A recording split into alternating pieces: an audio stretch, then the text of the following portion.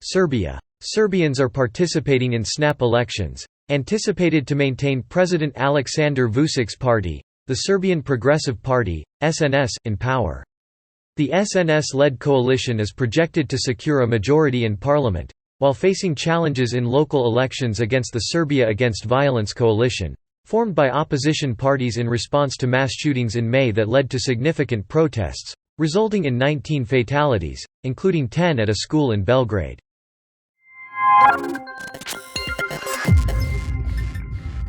Canada. Canadian authorities have charged a youth in Ottawa with terrorism offences related to the alleged targeting of the Jewish community, as antisemitism concerns rise amid the conflict in the Middle East.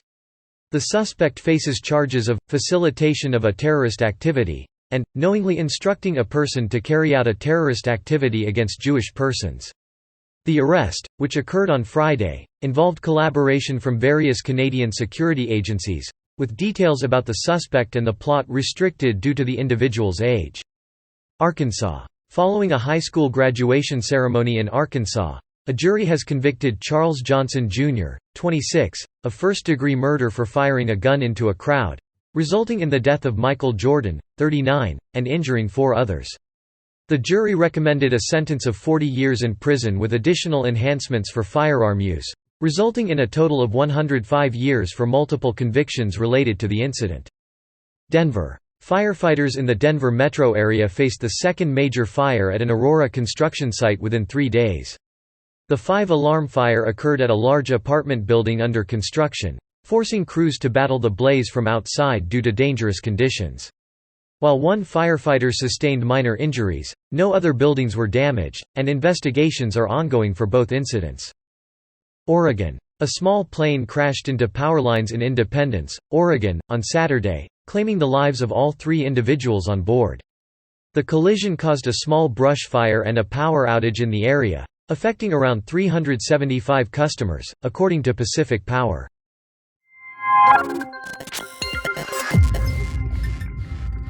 Ecuador. A prominent British businessman and informal diplomat in Guayaquil, Colin Armstrong, the city's honorary British consul and founder of Agripac, an agricultural company, was reportedly kidnapped in Los Rios province, north of Guayaquil. The UK's Foreign and Development Office stated it is in contact with authorities regarding the disappearance of a British man, but did not confirm details or location, amid a backdrop of increasing kidnappings for ransom in Ecuador. Argentina. Argentina witnessed a deadly electrical storm along its Atlantic coast, resulting in at least 13 deaths, as confirmed by a local city mayor on Saturday. President Javier Milei expressed condolences to the victims' families and advised residents to stay indoors until Sunday morning due to destructive wind gusts exceeding 150 km per hour, 93 miles per hour.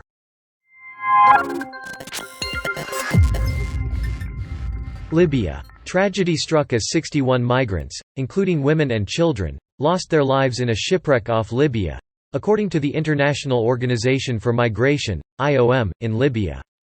The boat, carrying approximately 86 people, had set sail from Zawara, located around 110 kilometers (68 miles) from Tripoli, as survivors recounted the harrowing incident.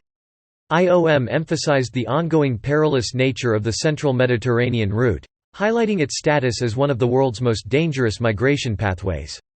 Tunisia. On Saturday, a segment of the ancient walls encircling the old city of Kairouan in Tunisia collapsed, resulting in the tragic death of 3 masons who were involved in restoration work on the UNESCO World Heritage Site. 2 other workers sustained injuries as a 30-meter section of the 6-meter-high walls near the Gate of the Floggers crumbled to the ground. The Civil Protection Department indicated that the restoration work, which was underway on the 3-kilometer-long wall surrounding the Old City, may have been affected by recent heavy rains in the region.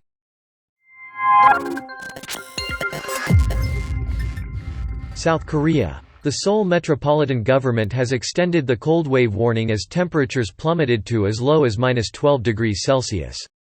The decision aims to mitigate potential damage caused by the sudden drop in temperatures, with Seoul experiencing lows of -12 degrees Celsius and highs of up to -6 degrees Celsius on December 17. The Korea Meteorological Administration predicts a gradual rise in temperatures after December 17, but lows in the negatives are expected on December 18 and 19. Malaysia. Heavy rain on December 17 led to floods displacing over 6,500 people in 4 states in Malaysia. Kelantan and Terengganu on the east coast are the most affected, with over 6,370 seeking refuge in 39 flood relief centers. Perak and Selangor on the west coast reported 85 and 50 flood victims, respectively. The Meteorological Department has issued warnings of heavy rain during the northeast monsoon, which typically lasts from October to March, bringing strong winds and rough seas to the northern states and the country's east coast. Australia. Australian authorities issued urgent warnings on December 17, urging thousands in North Queensland to evacuate to higher ground due to the risk of flooding from heavy rains. Major flooding was reported in some Cairns suburbs, with the approaching high tide and ongoing rainfall increasing the risk. The flooding resulted from ex-tropical cyclone Jasper, causing power outages, evacuations, and posing a threat of dangerous and life-threatening flash flooding in Cairns.